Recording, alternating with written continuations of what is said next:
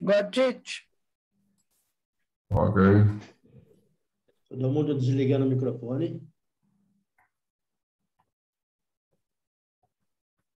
Então, boa noite a todos.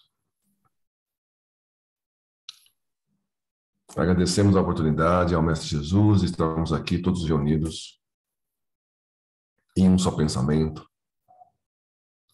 para o estudo desta noite. Agradecendo toda a ajuda que temos em todos os dias, em todas as horas, nessa nossa jornada evolutiva. Obrigado, querido irmão, Espírito que nos guarda, nos protege. Obrigado a todos que, de alguma forma, contribuem para o nosso aprimoramento. Obrigado aos companheiros encarnados que nos auxiliam, aos companheiros desencarnados. Que possamos, com cada uma das experiências que temos, aprender um pouco mais, aprender a respeitar o próximo, respeitar as diferenças de pensamentos, aprender a perdoar, assim como nós precisamos muito do perdão pelos nossos equívocos, nossos erros, e aprender a amar indistintamente. Amar como Jesus exemplificou, como Ele nos ama, desde sempre.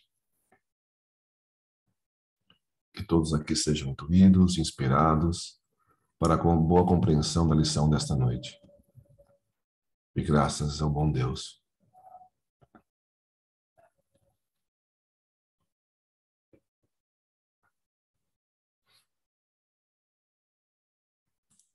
O Evangelho foi aberto. Eu abri no capítulo 19, a fé que transporta montanhas, a fé religiosa, condição da fé inabalável.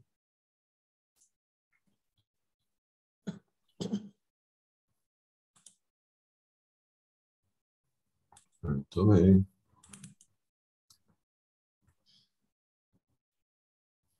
Então, eu peço que o Celso faça os comentários de hoje, que hoje eu estou meio capenga. Tudo bem, Celso? Sandro, você vai continuar lendo? Posso continuar, tudo bem.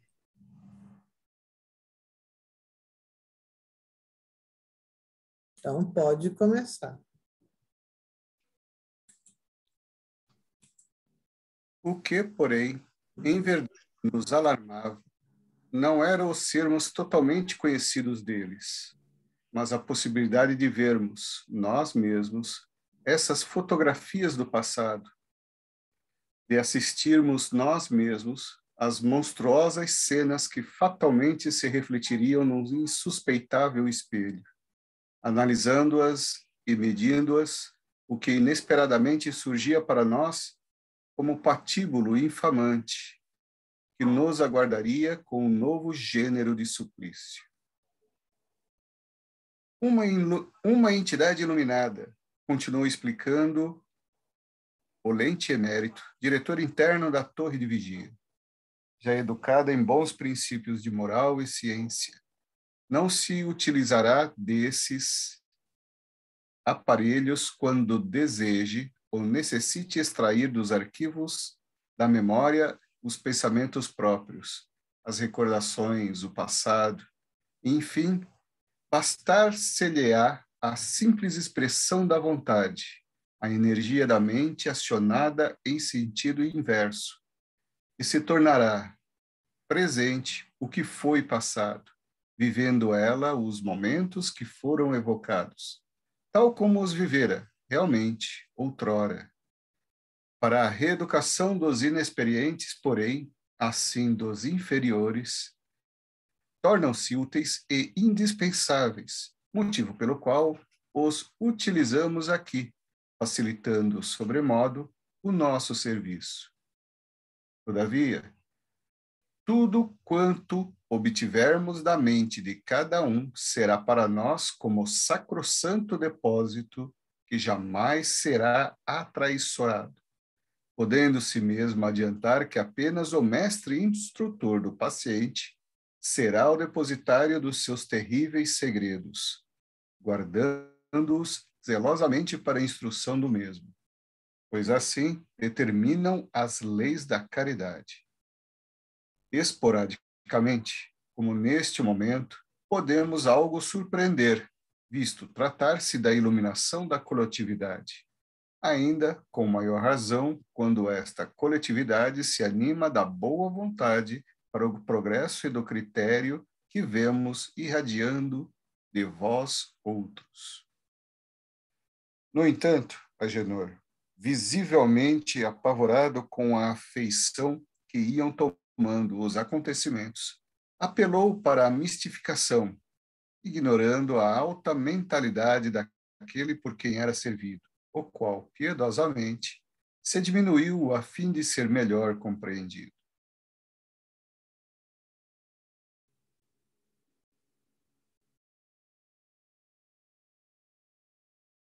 É aí que eu me perdi.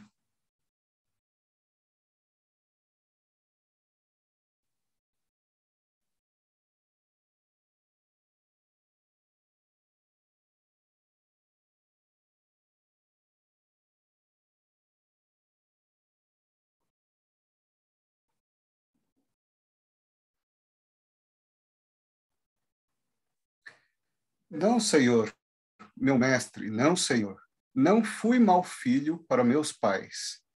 As anotações que ontem apresentei dessa particularidade de minha vida são verdadeiras, juro-vos. Existe, por certo, algum engano no pormenor que vos levou a rejeitá-las. Engano e rigor excessivo para comigo. Fazeis-me escrever as normas de um bom filho, de acordo com as leis do Senhor Deus Todo-Poderoso, que eu temo e respeito. Quereis que, mais uma vez, eu as estude para, amanhã, expor minhas recordações em torno de minha condição de filho, nas páginas do diário íntimo que sou forçado a criar, analisando-as em confronto com aquelas normas. Porém, se tenho certeza do que venho afirmando em torno de minhas recordações, para que tão exaustivo labor, peço-vos, antes, encaminheis a quem dê direito ao meu rogo de liberação. Só um minutinho, desculpe, deixa eu desligar aqui, para ninguém me ligar nessa hora aqui.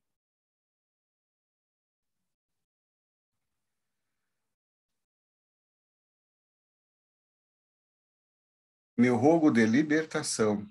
Por que me fazeis sofrer tanto? Não existe, pois, perdão e complacência na lei do bom Deus, que eu tanto amo, pois sou profundamente religioso e estou arrependido dos meus grandes pecados.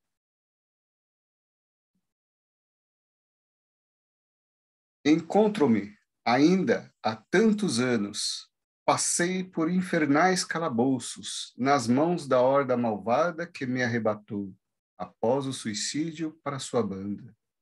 Atormentado, vaguei por ilhas desertas, antes de me submeter aos seus detestáveis desejos. Enfrentei as fúrias tétricas do oceano, abandonado e perdido sobre rochedos solitários.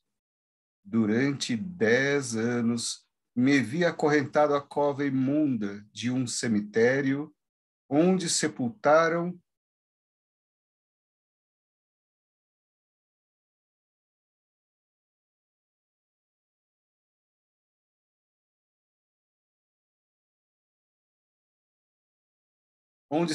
meu corpo asqueroso, enlameado e fétido. Perseguido fui por grupos sinistros de inimigos vingadores.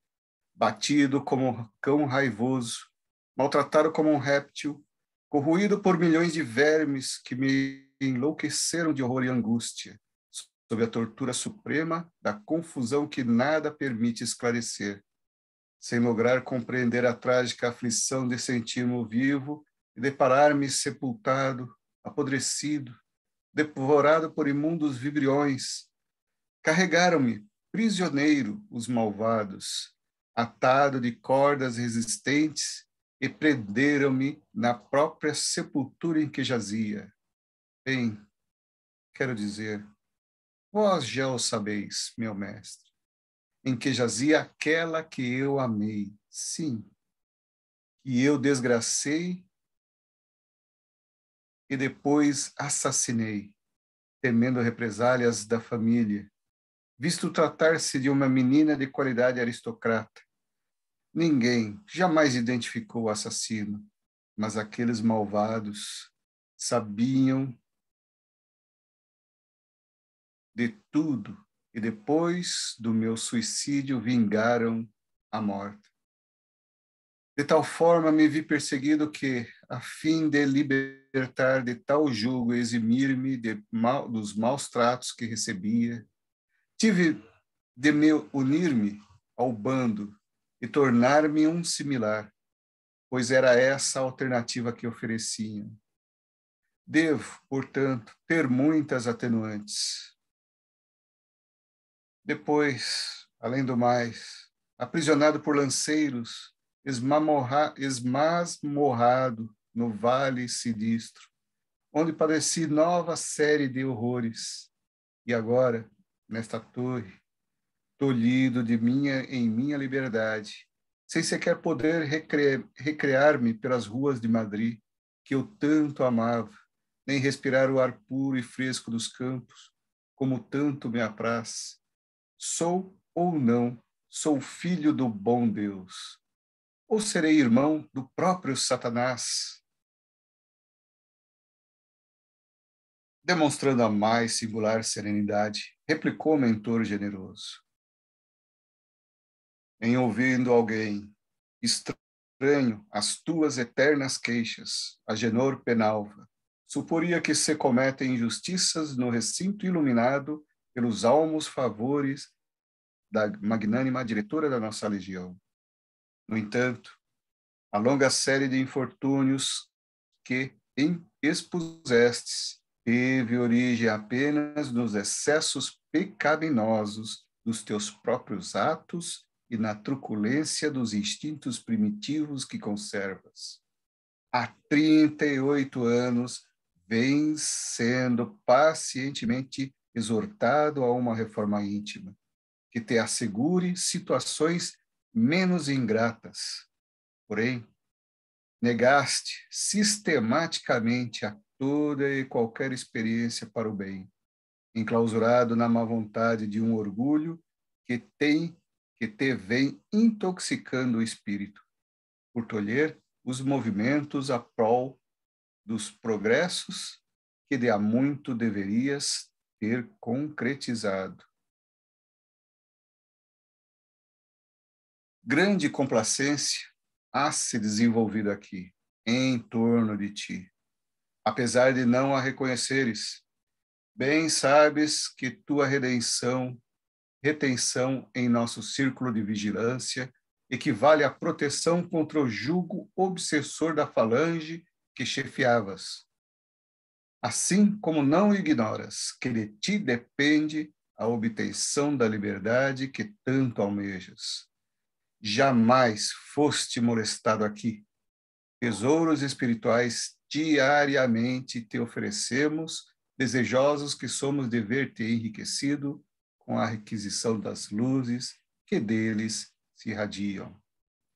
Hóspede da Legião de Maria, foste por ela recomendado à direção deste instituto, no sentido de não consertarmos tua volta no círculo carnal, a reencarnação, sem que positivasses grau de progresso eficiente para o bom êxito dos futuros testemunhos terrenos, que serão duros, dada a gravidade dos teus débitos, no conceito da lei. Diariamente. Um momentinho, vamos comentar um pouquinho, né? Porque está muito extenso, depois fica difícil. Então, só recordando pelo que eu também me lembro, né? Então, são dois personagens. Um é o Agenor Penhalva, né? Ele tem um N lá, é meio espanhol, né? O nome dele. E tem o Oliver de Guzman, né? Que é aquele que está fazendo o tratamento dele, né? E se eu me lembro bem, esse Agenor, ele é um ser das trevas que comandava lá uma facção, né? Mas também ele era, em algum passado, se é que eu me lembro bem, também suicida. E por isso ele também está retido aí nesse hospital, aí na torre, né? Na torre. Então, e aí ele depois de 38 anos, ele começou a fazer mudanças muito propícias, né? Então se vê que ele está evoluindo, mas ainda ele precisa se conscientizar de várias coisas, de um passado assim muito triste. Ele tem que fazer, se ele não fizer uma introspecção daquilo que o mal que ele tem dentro de si, porque quando a gente está em espírito é muito mais fácil você fazer a sua imersão, né? Mas é difícil porque, como ele estava explicando lá o espírito, né? O Oliver, que o espírito que já está desenvolvido, evoluído, ele, quando ele quiser, ele mentaliza, ele vê o passado dele, ele faz uma visita à intimidade dele até um certo limite, lógico, mas você pode ir além, né? Já no caso do Agenor, ele não conseguia fazer isso. E ele precisa ainda sofrer mais alguns passos, ele precisa dar alguns passos de investigação de si mesmo, né? Em admitir certos males, né? É uma coisa importante, porque todos nós, não é só o pessoal dali, mas todos nós, né? Ainda temos um grau de mal dentro de nós. Nós temos a famosa sombra, não é verdade? Todos nós temos isso aí, né? Só que dentro dessa sombra, né, lá está registrado, vamos dizer assim, o nosso caráter ainda de mal ainda. Só que eu não estou dizendo assim que nós somos agora, nesse instante, pelo menos a vocês que eu conheço aqui, que somos maldosos. Mas tem um mal, mas a sombra está dentro de nós ainda. Então, veja bem, nós conseguimos enxergar o mal quando ele passa do normal. Ou seja, tem certas maldades dentro de nós que virou normal, e que é tão normal, parece que não é mal. E só vamos enxergar o mal quando passa do normal, né? Aí, então, só que quando a gente desencarna, para a gente se investigar e dar um passo para a próxima encarnação, é preciso que a gente comece a investigar esses malefícios que estão ainda impregnados em nós. E essa é uma oportunidade quando quando a gente pode trabalhar o nosso perispírito. Lá está o arquivo de tudo, né? Só que no caso dele é um caso muito mais complicado, né? Porque ele é um chefe de falange, né? Mas ele está num processo assim de evolução muito bom. Mas só que é o seguinte, ele não consegue fazer essa imersão sozinho, né? Por mais que o Oliver tentasse, né? Então eles levam ele a uma espécie de um equipamento, né? E esse equipamento, que eu não sei como é que funciona, se é um equipamento magnético, não sei, ele consegue enxergar coisas do passado. E aí ele lembrou sobre a questão dele, a relação com o pai. E ele está questionando que ele não foi um mau filho. Pelo menos foi o que eu entendi. Que ele não foi um mau filho, quer dizer, ele não conseguiu entender ainda, né? Ou seja, para ele as coisas aquilo era normal. Mas ele precisa acompanhar. Por isso, então, que o Oliver agora está conversando com ele, né? Para ver se estimula esse espírito, né, a fazer essa busca para ele dar mais um passo para ele se preparar para uma reencarnação futura.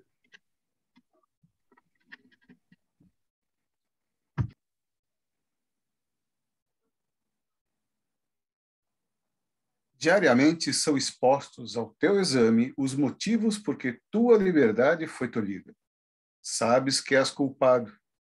sabes que arrastaste ao sorvedouro do suicídio uma dezena de homens incautos, que se deixaram embair pelas funestas sugestões das tuas manhas de obsessor inteligente, desgraçando-os pelo simples prazer de praticar o mal ou por invejá-los de algum modo. Assim como outrora, quando o homem desvirtuavas pobres donzelas enamoradas e levianamente confiantes, levando-as ao suicídio com a amarga traição com que as decepcionavas. Prenúncios do obsessor que futuramente serias. Mas teu orgulho sufoca as conclusões lógicas do raciocínio e preferes a revolta e o sofisma por mais cômodos, furtando-te as responsabilidades por permaneceres dilatando a aceitação de compromissos que te apavoram, porque tens medo do futuro que tu mesmo preparaste com as iniquidades que houveste por bem praticar. Agora, porém, existem ordens superiores a teu respeito. Urge, apressemos tua marcha para o progresso, honrando-te da permanência indefinida no círculo vicioso que te prolonga os sofrimentos, para que ponhamos a fim a tão lamentável estado de coisas. Faremos a experiência suprema. Quiséramos evitá-la por dolorosa, concedendo-te prazo mais que justo para, por ti mesmo, procurares o caminho da reabilitação. Advirto-te de que, a partir desse momento, diariamente farás um exame sobre ti mesmo, provocado por nós, lento, gradativo, minucioso, que te faculte a convicção da urgência da reforma interior de que careces. Sei que será penoso tal cotejo. Provocaste-o, porém, tu mesmo, com a resistência em que te vens mantendo para o ingresso nas vias do reerguimento moral. Foste bom filho para teus pais, dizes, tanto melhor, nada deverás temer ante a evocação desse passado. Será, portanto, por esse confronto que iniciaremos a série de análises necessárias ao teu caso. Uma vez que o primeiro dever que cabe ao homem cumprir na sociedade em que vive será no santuário do lar e da família. Vejamos, pois, os méritos que terás como filho, pois todos os que possas ter serão rigorosamente creditados em seu favor, suavizando tuas futuras reparações.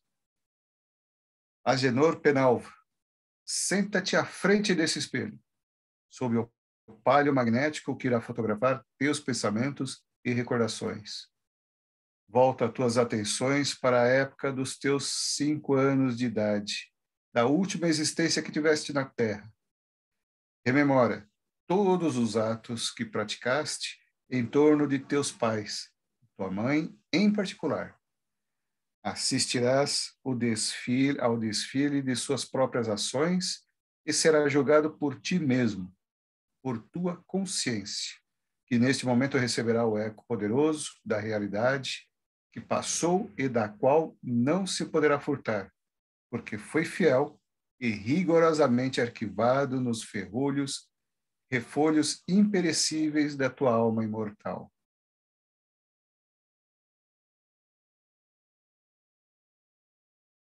Como todo espírito grandemente culpado, no momento preciso, Agenor quis tentar a evasão.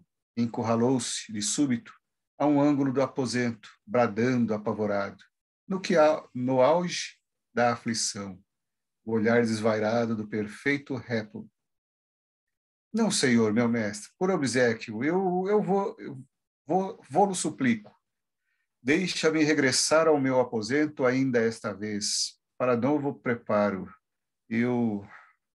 Mas pela primeira vez desde que ingressáramos no magno educandário, soou aos nossos ouvidos uma expressão forte e autoritária, proferida por um daqueles delicados educadores, pois que Olivier de Guzmán repetiu com energia: senta-te, Agenor Penalva, ordeno-te. O pecador sentou-se, dominado, sem mais proferir uma palavra. Suspendêramos a própria respiração.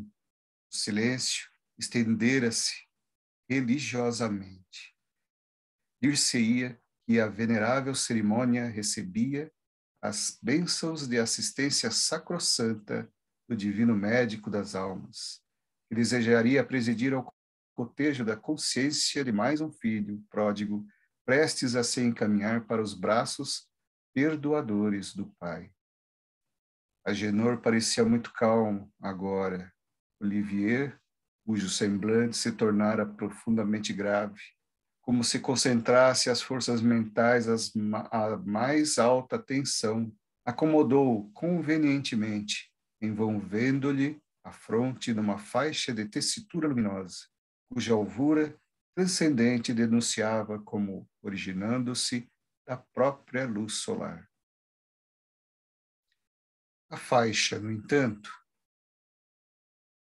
que lembraria uma grinalda, prendia-se ao pálio que cobria a cadeira por fios luminosos, quase imperceptíveis, de natureza idêntica, o que nos levou a deduzir ser o pálio o motor principal desse mecanismo tão simples quanto magnífico na sua finalidade.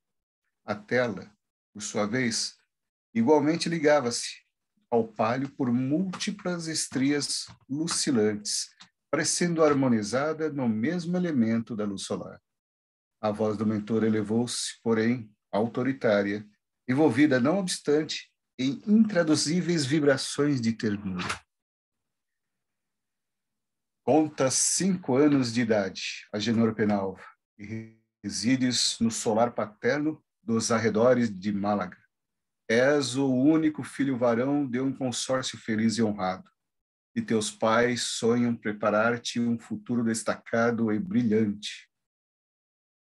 São profundamente religiosos e praticam nobres virtudes de volta com as ações diárias, acariciando o ideal de te consagrarem a Deus, fazendo-te envergar a alva sacerdotal.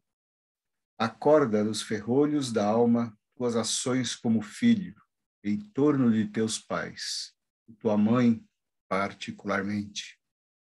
Faze-o sem vacilar. Estás em presença do Criador Todo-Poderoso, que te forneceu a consciência como voz, porta-voz de suas leis. Então, surgiu para nossas vistas assombradas o inenarrável em linguagem humana, o pensamento, as recordações do desgraçado, seu passado, suas faltas, seus crimes mesmo, como filho, em torno de seus pais, traduzidos em cenas vivas, movimentaram-se no espelho sensível e impoluto diante dele, retratando sua própria imagem moral, para que ele a tudo assistisse, revendo-se com toda a hediondez das quedas em que sossobrara, como se sua consciência fosse um repositório de todos os atos por ele praticados, e os quais, agora, arrebatados do fundo da memória adormecida, por transcendentalíssima atração magnética, se levantassem conflagrados, esmagando, com o peso insuportável da tenebrosa realidade, a lamentável história dessa personagem. Assassino, suicida, sedutor ou obsessor, ocuparia um volume profundamente dramático. Furtamo-nos ao desejo de narrá-la, para o complemento do presente capítulo, porém.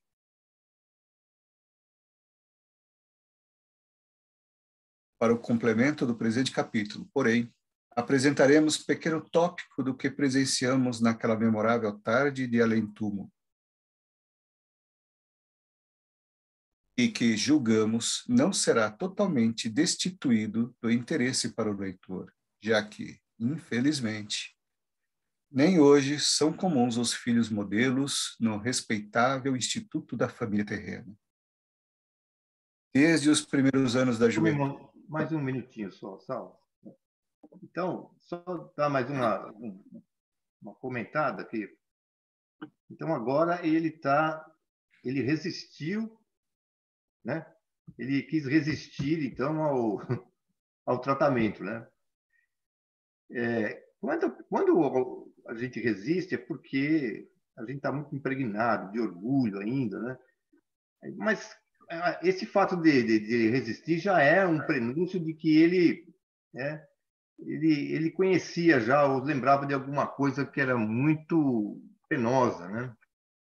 Mas talvez rememorar tudo isso, segundo Olivier, né? Olivier de Guzman, ele precisaria desse contato de novo com a realidade, porque ele estava vivendo ele viveu com um obsessor aí, nossa, ele foi assassino, né? Suicida, ele foi obsessor, nossa, ele tem assim né, um cartel de programa, né, muito bem executado, né, no mal, né? Então, para que ele pudesse reconhecer tudo isso, né, e pudesse aceitar com mais veemência os passos seguintes, ele teria que recordar de qualquer jeito. Agora, o que me faz, assim, duas coisas que eu gostaria de comentar, né? Quando ele falou dos pais, os pais como eram, né? Que eram pais receptivos, né? Que eles tinham uma religião, né? Se trabalhavam na religião, ou seja, dá um exemplo para o filho, quer dizer, fizeram tudo para esse filho aí, tudo, né? Então eu fiquei assim imaginando que esse espírito antes de nascer já tinha dificuldades, né? Então colocaram ele justamente numa família para poder receber todo o recurso possível para ele se modificar, né? E mesmo assim, né? E mesmo assim ele não conseguiu ainda se modificar. Depois que a gente terminar aqui a nossa leitura, né, que a gente foi encerrado, eu gostaria de trazer para vocês um texto que eu estava fazendo, preparando uma palestra, e fui consultar o livro Ação e Reação, né? E lá também se passa a visita do André Luiz com o Hilário a uma mansão, né, que atende essas pessoas que são retiradas das trevas, lá do umbral. Só que não são suicidas, né? Não são suicidas. Eles têm outro teor. Mas são espíritos danados também. E eles também têm, assim, uma área, justamente como tem a torre, também tem lá, é uma mansão da paz. Então, eu gostaria de trazer para vocês uma informação importante sobre essa questão de você refazer todo, ou seja, você passar pela tentação e cair de novo, né? Ele vai falar sobre isso, que no final eu gostaria de falar para vocês. Aliás, eu vou ler, né? Porque para mim falar fica muito simples. A leitura é que fica boa. Mas então, e aí então ele está insistindo para ver se o Agenor, agora ele foi impulsionado, né? Você vê como o Olivier teve que ser firme com ele, né? Mas a firmeza dele foi de autoridade, né? Não foi de distrato. Todo mundo acho que percebeu, né? Que todo mundo ficou assim, nossa, mas o homem foi firme mesmo, né? Todo mundo gostou, né? Mas agora a gente vai ver tudo lá. E o Agenor aceitou, né? Sinal de que ele estava cedendo, né, ao comando do instrutor aí. Vamos tocar em frente, então. Desde os primeiros anos da juventude, fora Agenor Penalva, filho indócil e esquivo à ternura e ao respeito dos pais. Não reconhecera jamais as solicitudes de que era alvo. Seus pais seriam escravos cujo dever consistiria em servi-lo, preparando-lhe com digno futuro, pois era ele o Senhor, isto é, o Filho. Na intimidade do lar, mantinha atitudes invariavelmente despóticas, hostis, irreverentes e cruéis. Fora do lar, porém, prodigalizava amabilidades, afabilidades e gentilezas, insubmisso a toda e qualquer tentativa de corrigenda. Desejosos de lhe garantirem futuro isento de trabalhos excessivos nas duras lides dos campos agrícolas que tão bem conheciam e sabendo, ao demais, ambicioso e inconformado com a obscuridade do nascimento, arrojaram-se os heróicos genitores a sacrifícios imensuráveis, mantendo-o na capital do reino e pagando-lhe os direitos para a aquisição de um lugar na companhia dos exércitos do rei, visto que não sentira atração para a vida eclesiástica, desencantando logo de início o ideal paterno. Pretendera antes a carreira militar, mas concorde com as aspirações mundanas que o arrebatavam, que facilitaria, ao demais, o ingresso em ambientes aristocráticos que invejava. Envergonhara-se da condição humilde daqueles que lhe haviam dado o ser e velado abnegadamente por sua vida e bem-estar desde o berço. Repudiou o honrado nome paterno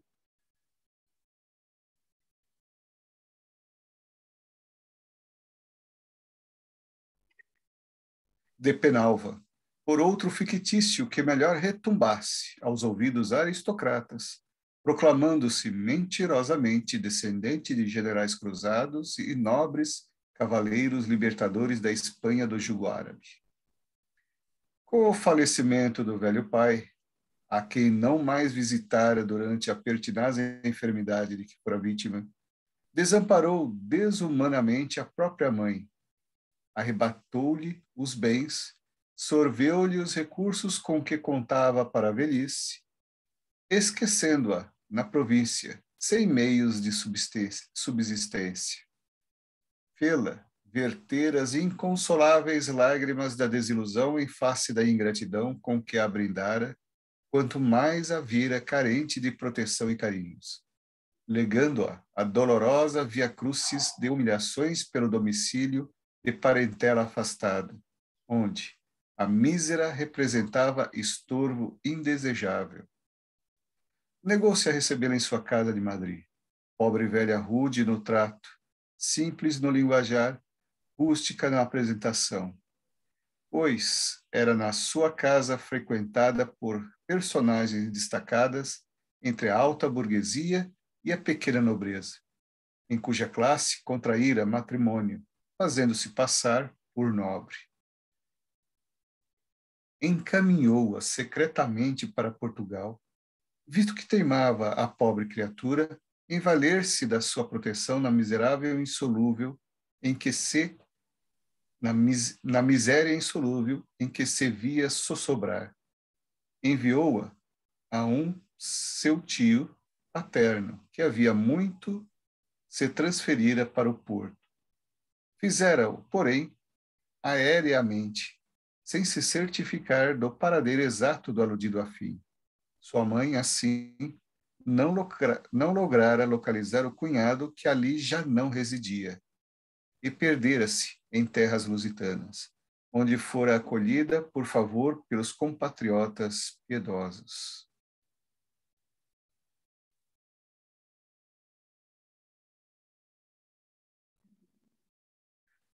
Escreveram-lhe os mesmos compatriotas, participando-lhe a angustiosa situação da genitora, que novamente lhe implorava socorro. Não respondera, desculpando-se perante a consciência com determinada viagem que empreenderia dentro em breve. Com efeito, alimentando ideais desmedidamente ambiciosos, transferira-se para a América longínqua, abandonando até mesmo a esposa, a quem iludira com falaciosas promessas, e a fim de furtar-se a consequências de revoltante caso passional, no qual, mais uma vez, assumira a qualidade de algoz, seduzindo, vilipendiando e até induzindo ao suicídio pobre e simplória donzela de suas relações. Desinteressando-se, assim, completamente de sua mãe, abandonou-a para sempre, vindo a infeliz velhinha ao extremo de arrastar-se miseravelmente pelas vias públicas, à mercê da caridade alheia, enquanto ele prosperava na livre e futurosa América. Eram quadros dramáticos e repulsivos, que se sucediam em cenas de um realismo comovedor, angustiando-nos a sensibilidade, degustando os mentores presentes, que baixavam a fronte, entristecidos. Agenor, porém, que a princípio parecera sereno, exaltara-se gradativamente até o desespero e, chorando convulsivamente, agora bradava em gritos alarmantes que o poupassem e dele se compadecesse o instrutor, repelindo as visões como se o próprio inferno ameaçasse devorá-lo, o semblante com gesto, enlouquecido por suprema angústia, atacado da fobia 100 vezes torturadora dos remorsos.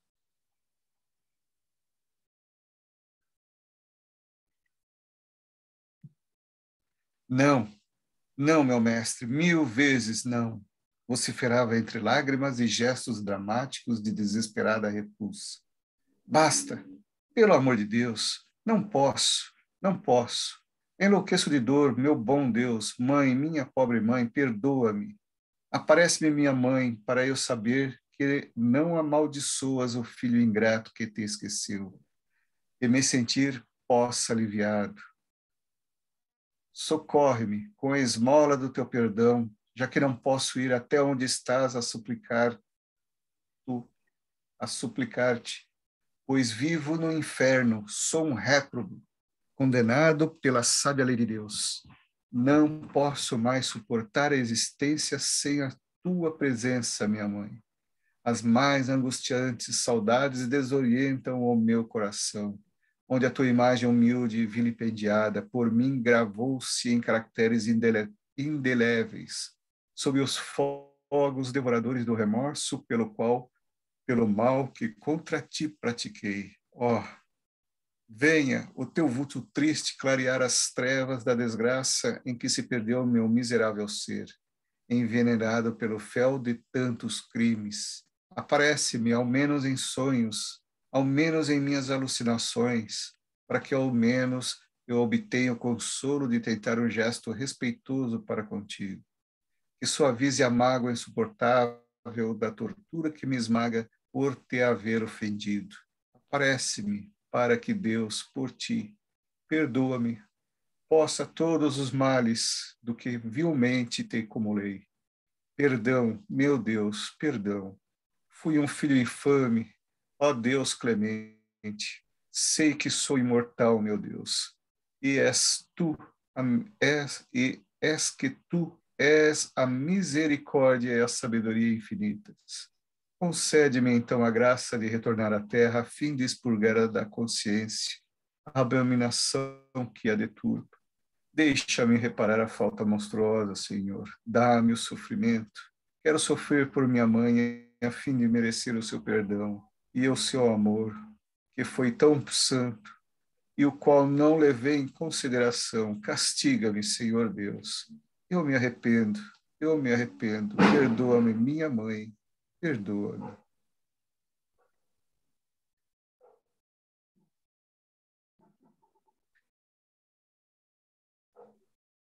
Retirou-lhe o lente sábio a faixa lucilante da fronte.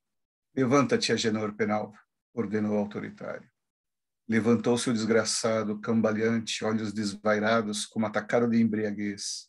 Haviam cessado as visões. Inconsolável, porém, ele, mísero, furioso, consciente, rojou-se de joelho, cobriu as faces transformadas com as mãos crispadas e deixou continuar o pranto, vencido pelo mais impressionante desalento que me fora dado presenciar em nosso instituto até aquela data. Olivier de Guzmán não interveio, tentando consolá-lo. Apenas levantou-o e, amparando-o paternalmente, reconduziu-o aos seus aposentos. Em ali chegando, recompôs, sobre a mesa de estudo, um grande álbum, cujas páginas dir-se-iam amarfanhadas, e, numa toalha em branco, escreveu um título e um subtítulo, cuja profundidade abalançou nossa alma num flêmito de grande e de penosa emoção. Tese, o quarto mandamento da lei de Deus. Honrai o vosso pai e a vossa mãe, a fim de viverdes longo tempo na terra, que o Senhor vosso Deus, vos dará. Relerão nos deveres dos filhos. Mais um pouquinho só para a gente ver. Depois de todo essa cena, não é, que nós vimos, e sinceramente é impressionante que o mal que está dentro assim, prevaleceu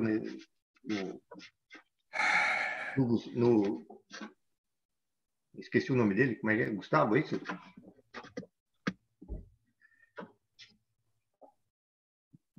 É o... Deixa eu... Não, o Olivier do Penarba. É o Agenor. Agenor, isso, Agenor. Então, mas vamos falar sinceramente, né? Colocando assim, se você tivesse num atendimento fraterno e o camarada pusesse tudo isso daí, você ia falar para ele, rapaz, não dá para te perdoar não, viu? Porque o negócio aqui é bravo, viu? Porque é muita maldade que você fez. E aí a gente estaria fazendo um julgamento, né? E veja que a palavra julgamento, né, na época de Jesus, não era bem o sentido agora, porque o julgamento hoje, ele tem... você tem que levar em consideração o exame, né, do delito, o exame, né? E depois você fazer a sentença sobre isso, se tem, né? Porque o julgamento nem sempre ele já está acumulado com a sentença, né? O problema é sempre a sentença, né? Quando a gente julga alguém, na palavra de Jesus, é que a gente já está examinando e julgando, né? Examinando e sentenciando, aliás. E aí, no caso, o Oliver não está fazendo isso, né? Mas ele quer levantar, né, a consciência dele para que ele consiga, ele vá deixando ele na memória, porque senão ele não vai fazer uma transformação moral, né? Porque não dá para a pessoa só de conhecimento falar, eu fiz tudo isso daí. Ele diz que está sentindo arrependimento, mas é simplesmente isso? Simplesmente isso? Será que ele tem que passar por um processo assim, mais delicado, mais profundo ainda, para ter uma certeza absoluta, né? Fazer com que na alma dele mesmo ecoe, né, esse arrependimento? Então, essa é a questão toda. Por isso, esse trabalho, inclusive com esse aparelho, para que chegasse a esse ponto, né? Vamos lá. Relerão nos deveres dos filhos para com seus pais. Em seguida afastou-se, não mais articulara uma palavra. Outro discípulo esperava-o. Nova tarefa requisitava seus desvelados desempenhos. Padre Anselmo torceu o botão minúsculo do aparelho.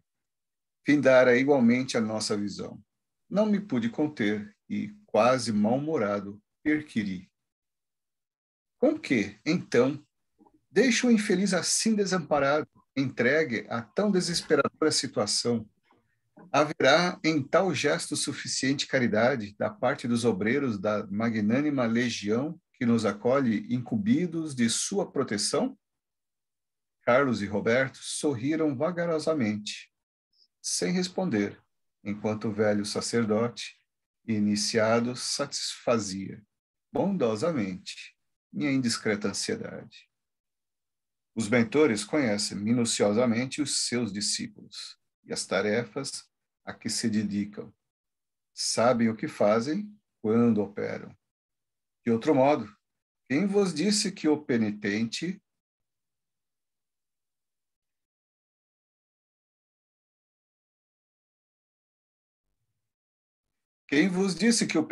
ficará só e desamparado? Ao contrário, não se trata sob a tutela maternal de Maria de Nazaré? Quando os portões da fortaleza se fecharam sobre nós, a fim de iniciarmos a marcha de retorno, ouvíamos ainda, ecoando angustiosamente em nossas mentes atordoadas, a grita do mau filho entre as convulsões rábicas do remorso. Perdoa-me, mãe, perdoa-me, ó meu Deus.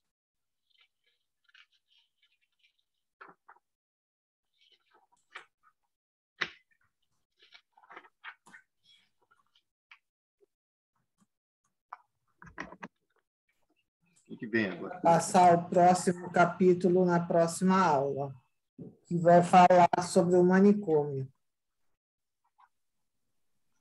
Então nós vamos parar por aqui, né? É isso? Vamos comentar? Isso, para por aqui. Ah, beleza. Puxa. Olha, não é? Você vê que trabalhar um espírito dessa natureza não é fácil. Você precisa ter realmente muito conhecimento, né? Então, se a gente deseja assim trabalhar no plano espiritual, né? Ainda que a gente precisa mudar muito, a gente talvez tenha que passar até pelo umbral, mas acontece que se a gente deseja trabalhar no plano espiritual, você vê quanto conhecimento a gente precisa ter. Não só conhecimento de, né, inteligência, mas de amor suficiente, né? Porque como você trata uma pessoa assim, né? E ainda olha com um olhar de compadecimento. Não é fácil, né? Não é fácil. Então, já que a gente tem um tempinho, aí nem são 9 horas ainda, né? Eu queria ler para vocês aí também essa leitura que eu falei, que diz muito a respeito dessa coisa que o espírito se prepara, né, para a encarnação, e quando volta lá, ele repete a prova, né? Ele passa pela experiência de novo, e aí ele vai passar ou não vai, né? Então, eu vou ler para vocês um trecho, né? É assim, o Hilário e o André Luiz, eles estão lá na Mansão Paz, né? E aí eles receberam a presença de um instrutor que é lá do nosso lar da área da regeneração. O nome do ministro se chama Sanzio. E ele deu abertura, depois de fazer os trabalhos dele, ele deu abertura que fizessem perguntas, né? Entre as várias perguntas, o André Luiz perguntou para ele o seguinte, ó: dispomos de algum meio para escapar da justiça? Dispomos de algum meio para escapar da justiça? Sanzio sorriu e observou: da justiça ninguém fugirá, mesmo porque a nossa consciência, em acordando para a santidade da vida, aspira por resgatar dignamente todos os débitos que se onerou perante a bondade de Deus.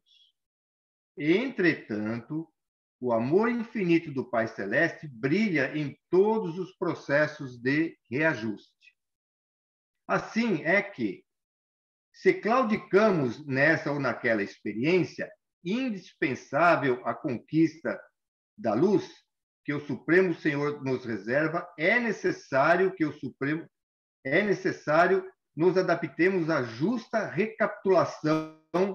É necessário que nos adaptemos à justa recapitulação das experiências frustradas, utilizando os patrimônios do tempo. Olha agora, ele fala um exemplo. Figuremos um homem acovardado diante da luta, perpetrando o suicídio aos 40 anos de idade no corpo físico. Por isso que eu quis ler para você. Também é um caso de suicídio. Esse homem penetra no mundo espiritual, sofrendo as consequências imediatas do gesto infeliz, gastando tempo mais ou menos longo, segundo as atenuantes e agravantes da sua deserção, para recompor as células do veículo perispirítico. E logo que oportuno, quando torna a merecer o prêmio de um corpo carnal na esfera humana, dentre as provas que repetirá naturalmente, inclui a extrema tentação ao suicídio na idade precisa em que abandonou a posição de trabalho que lhe cabia, porque as imagens destrutivas que arquivou em sua mente se desdobrarão diante dele através do fenômeno que possamos chamar de circunstâncias reflexas, que retornam, né? Dando aso a recônditos desequilíbrios emocionais que o situarão logicamente em contato com as forças desequilibradas que se lhe ajustam ao temporário modo de ser. Então, ele conclui: se esse homem não houver amealhado recursos educativos e renovadores em si mesmo pela prática da fraternidade e do estudo, de modo a superar a crise inevitável, muito dificilmente escapará ao suicídio de novo, porque as tentações, não obstante reforçadas por fora de nós, começam em nós e alimentam-se dentro de nós. É isso aí que ele diz. Então, esse trabalho do espírito, né, ele precisa ser bastante profundo para que, quando ele reencarne, né, ele, na sua sombra, não venha de volta toda a reminiscência do que ele era, do que ele foi, né, e ele dê vazão novamente a tudo aquilo que ele acha hoje um mal, mas que lá para ele, né, era muito bom, né? Porque então essa é uma situação que a gente faz análise desse espírito, mas vamos falar a verdade também, mas a gente tem que trazer para o nosso cotidiano, nós, né? O que nós estamos passando aqui, né? Na vida. Qual de nós não está passando por dificuldades aí, seja do que tipo que for, né? Porque ninguém vai deixar de passar pelas provas ali, né?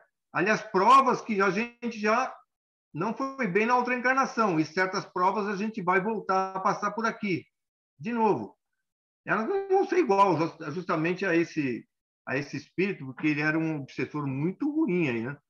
Mas as nossas provavelmente são mais livianas, mas a gente pode ter a tendência de voltar a repetir os mesmos erros que nós tivemos no passado. E isso é o que o livro está dizendo para nós, né? Que a gente tenha consciência disso. Então, toda vez que a gente estiver passando pelos desafios, será que não é um desafio aquela tentação que nós passamos no passado e não vencemos? E agora nós temos tendo a oportunidade de vencer, né? E às vezes a tentação não vem com um boom assim, tá? Né?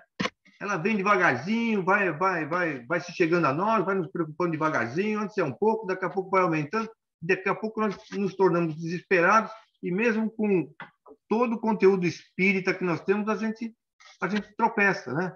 Porque ainda, né, a gente tem uma sombra que está presente em nós, né? E essa sombra é que nós estamos tentando colocar luz nela, né? Transformando a nossa atitude, né? Sempre que tiver a oportunidade à nossa frente. E essa oportunidade não vai ser a oportunidade de a gente chegar lá e atender um necessitado aqui e outro lado. A nossa mudança, transformação vai se dar justamente, muitas vezes, no meio da família, muitas vezes nos percalços do nosso trabalho, muitas vezes em coisas que nos acontecem nas circunstâncias da vida que caem de repente no nosso colo, né? Então, isso daí, nós precisamos estar sempre fortalecidos com essa fé que provavelmente vai ser falado, porque a gente vai ter que acreditar no futuro, porque se a gente considerar que agora, a partir de agora, né, o plano espiritual só vai dar coisa brilhante para nós aqui, tudo gostosa, nós estamos completamente errados, porque nós vamos passar mesmo por escândalos, vamos passar estamos passando, né? Agora a humanidade toda está passando por problemas, né? Seja financeiro, seja por problemas lá da política, é uma coisa assim estrondosa. E aí, né? O que a gente fala? Quero que tudo melhore, né? Mas será que vai melhorar? O Divaldo falou que ainda até mais de uns 4, 5 anos vai piorar. Será que nós estamos preparados para isso? Né? Aí é que está. Isso que a gente precisa entender é que nós vamos ter que conviver com certas coisas, aprendendo a exercer todo o conhecimento espírita e de Jesus, é claro, né? Que a gente conheceu até agora. Né, Sandra?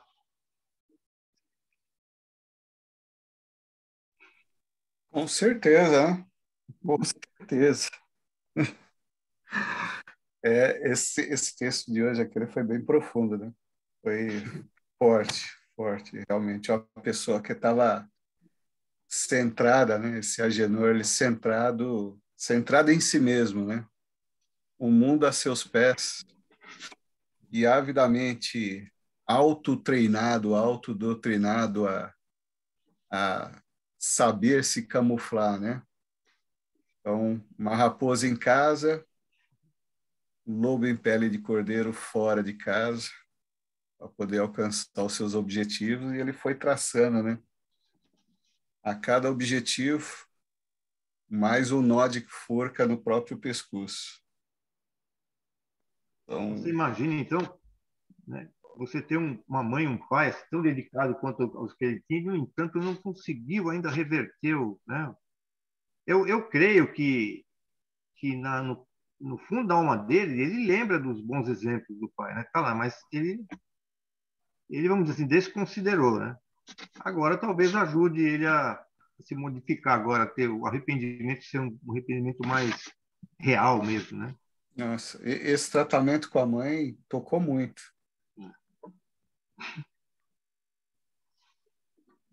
Triste. Mas são lições que a gente precisa levar, né? Como se diz, a gente quer ajudar anjinhos, os anjinhos não precisam de ajuda. É. Verdade. Não são os anjinhos que precisam de ajuda. Os anjinhos já são anjos. O Francisco, quando esteve lá aqui na Casa da Esperança, fez a palestra dele, ele falou sobre a Joana de Cusa, né? Ela estava passando por um momento muito grave de entendimento com o marido, porque ela tinha uma visão mais espiritualizada, né? E o marido dela, né? Ele vivia o meio cultural da época lá dos romanos ali, né? Você imagina, né? Eu não sei se vocês sabem, mas quando, por exemplo, se você era convidado por uma festa, né? Uma festa, e você ia com a sua mulher, seria obrigatório, você tinha que levar a mulher, né? Numa festa, num jantar e tal. Sabe o que eles faziam lá? Enquanto você está comendo, eles colocavam uma luta de gladiador ali do lado para se divertir. E o gladiador tinha que matar um outro. Você tem que ver aquela cena lá no meio do jantar. Então, a esposa dele não aceitou coisas assim, sabe? Era muito pesado, né? E ela entrou em parafuso, né? Foi quando ela encontrou Jesus, né? E aí ela modificou a mente dela. Então, ela depois, uma hora, quando conversava com Jesus, ela falou, mas o senhor não acha que eu devo, então, me desligar do meu marido? Porque não é possível, né? Ele falou, veja bem, você tem que voltar lá porque a gente tem que amar os inimigos. Se você sai de lá, como é que você vai alterar as coisas? Olha só, né? Se eu saio de lá, como é que eu faço para alterar? Igual lá esse amar os inimigos é você estar naquele meio quando você vê os preconceitos das pessoas. Ah, vou sair daqui porque eu estou um pessoal muito preconceituoso. Escuta, mas se você sair, você não tem, como é que não vai deixar? Você vai deixar de ensinar esse pessoal. Então, muitas vezes nós somos colocados no meio, né? Para a gente alterar, melhorar aquele meio com o nosso comportamento, né? Isso é colocar lá, amai os vossos inimigos. Porque o inimigo não é a pessoa, é os maus hábitos, né? As más inclinações, tudo mais. Esse é o verdadeiro inimigo, né? Porque nós não estamos para combater o maldoso, estamos para combater o mal que está dentro do maldoso. Então, o meio é você educar. Agora, se você foge de lá, então você está fugindo né? Da luta, do combate. Então é a mesma coisa aqui, né? Os espíritos estão ajudando lá a coisa, porque se não ajudar o rapaz, como é que vai ser? Por isso que Mas não é tem combater o mal dentro da gente? Hein, Celso? Não é combater o mal dentro da gente? Que ninguém muda o outro. Ninguém consegue essa peripécia. Eu acho que até por isso a maquininha que ele está usando. Eles estão usando a maquininha para ele se ver. Ele ver. Ele encarar a realidade que é a máscara que a gente põe, todos nós colocamos, não mostra que a gente faz ou não de verdade. Isso. É para ele se ver. E quando a gente está lidando com o mal do mundo, a gente convive, aprende a ver o que a gente pode ou não mudar dentro da gente, mas não consegue mudar o outro. Ninguém muda o outro. Mas a gente pode amá-los, né? A gente influencia pelo exemplo, senão o que seriam dos gurus? Os exemplos, né? Todos os seus exemplos fossem tolerância, tudo relegados, né? Não é a verdade, né? Olha Gandhi, né? A gente segue. Nem todos, e nem sempre nos lembramos, mas a gente lembra. Então, mas aí que eu quero dizer que, como ela está falando, esse é o mal que está dentro da gente. Porque quando a gente olha, passa por certas circunstâncias, que a gente sente aquela raiva, como aquele cara fez aquilo lá, né? Olha, é o mal que está dentro de nós, né? Eu não tenho mal, né? Porque na nossa inconsciência, na nossa intenção, a gente não é maldoso, né? Eu não creio que seja. Mas todos temos a cultura do mal que está instalado dentro de nós, né? Só pisar no nosso pé que a gente já reage mal. Quando a gente está reagindo mal é porque ele está dentro de nós ainda. Então, esse é um aprendizado que nós vamos colher com o tempo, né? Mudando o nosso pensamento, né? Convivendo, inclusive, com o que está acontecendo. Porque se a gente foge, né? Você está fugindo dos inimigos. E, aliás, o maior inimigo está dentro da gente, não é dentro dos outros, como ela disse, né? E os avatares, que nem o Sandro falou, os Cristos, os Gandhis, são para mostrar para a gente que dá para ser diferente. Tem outro caminho, tem esse caminho. Vocês não querem seguir esse caminho? Ó, é legal, é bacana, vamos seguir esse caminho? Mas nunca é por mudar o outro, senão o Cristo não teria sido crucificado. Então, mas veja o caso dele, né, do Agenor, né? 38 anos que ele levou para tomar uma consciência, né? Então, não significa que a gente precisa ter paciência, tolerância, mesmo que a pessoa tá resistindo àquilo, né? Então, essa é a questão. Né? É que, como eu já falei, não sei se eu falei para vocês, é que eu gostei muito quando me deram uma versão da paciência, né? A paciência está ligada àquela passagem de Jesus, ó, caminha 1 milha, se precisar você vai a 2ª e a 3ª, né? A 1ª milha é você fazer tudo possível que está a seu alcance, todo dever, é seu dever, né? Você fazer. A 1ª milha é seu dever. Depois que você cumpriu todo o dever, ainda não mudou, aí passa a ser paciência. Depois, a 2ª milha é a paciência. E aí vai na 2ª, 3ª, você vai levando até... É a esperança, né? E esperar, como diz o Haroldo, esperar até alcançar. Ou seja, esperar até alcançar. É a esperança. Sempre. Beleza.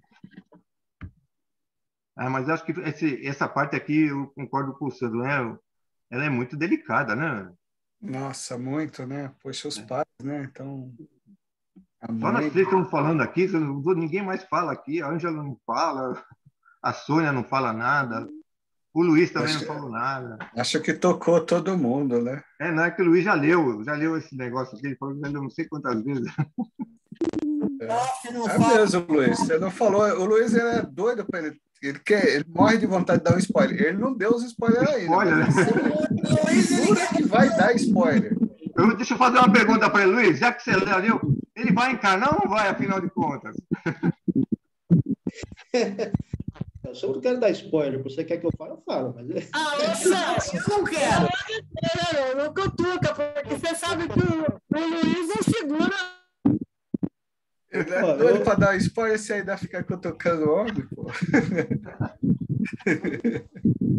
Quando eu estava no início, eu dei alguns spoilers, mas agora não vou dar mais. Não, senão fica... Olha isso. O Luiz é aquele parceiro de trabalho legal, assim, que você assiste o seriado e que fala assim, ó, você assistiu, você assistiu, não assistiu. O outro que sentou na vez, você não assistiu? Rapaz, então agora perdeu, porque nós vamos falar sobre seriado. Eu tinha uns amigos assim do trabalho, ia almoçar e ficava aquela bronca, né? Porque quando tinha um deles que não assistia, eu falava, pô, agora eu não vou poder falar porque você não assistiu. Não, agora vai levar spoiler. É mesmo. Alguém quer fazer a prece de agradecimento?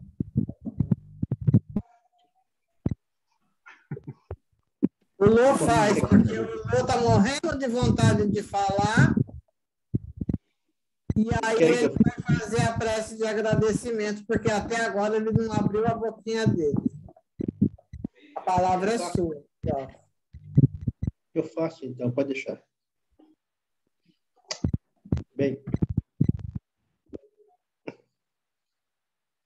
então vamos encerrando essa reunião, agradecendo ao nosso Pai Celestial, Jesus, agradecendo por essa oportunidade que nós tivemos hoje e esperamos que essa oportunidade seja renovada por muitas e muitas vezes, trazendo aprendizado, trazendo assim a cultura e todos nós com pensamento único na prática do amor.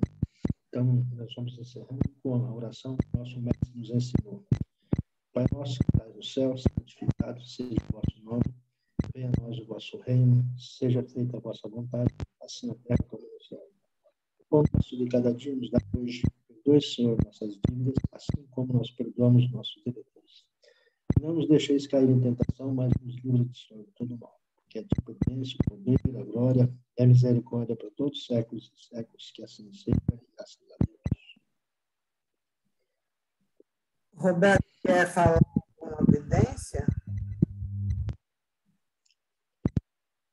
Falar uma palavrinha só que quando tem uma feridinha na perna, aí a pessoa coloca uma faixazinha, né?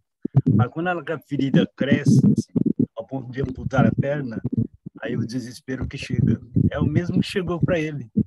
Esse que o livro fala, agora ele topou, porque ele envelheceu sofrendo, não é? Então, depois de muito sofrimento, a pessoa cansa. E ele topou a reconhecer. E vai topar também a ter a volta dele. Então, é assim que acontece conosco também. Eu só vou falar uma evidência que eu achei interessante. Eu vi o Lorenzo aplicando um passe no Lorenzo. Só que o Lorenzo que aplicou, ele limpou toda a cabeça do Lorenzo, né? Também não tinha cabelo, era igualzinho o Lorenzo. Ele tinha uma roupa branca, né? Ia até os pés, vinha até os punhos também. Aí eu falei para ele, mas como pode você dar um passe em você? Ele falou, por que não pode? Eu falei, bom, eu não sei, mas o que eu estou achando interessante você dar um passe no Lorenzo, eu estou achando muito interessante. Ele falou, lógico, tem que limpar um pouco, né, a cabeça dele, os olhos deles, né? Como não tinha ninguém, então vai ser eu mesmo. Eu falei, então tá bom. Então tomara que você limpe bem, que o Lorenzo parece estar com problema nos olhos, né? Então essa evidência eu achei mais interessante de ver uma cópia, né, um irmão gêmeo dele dando um passe nele, né? Essa que eu queria dizer. Obrigado.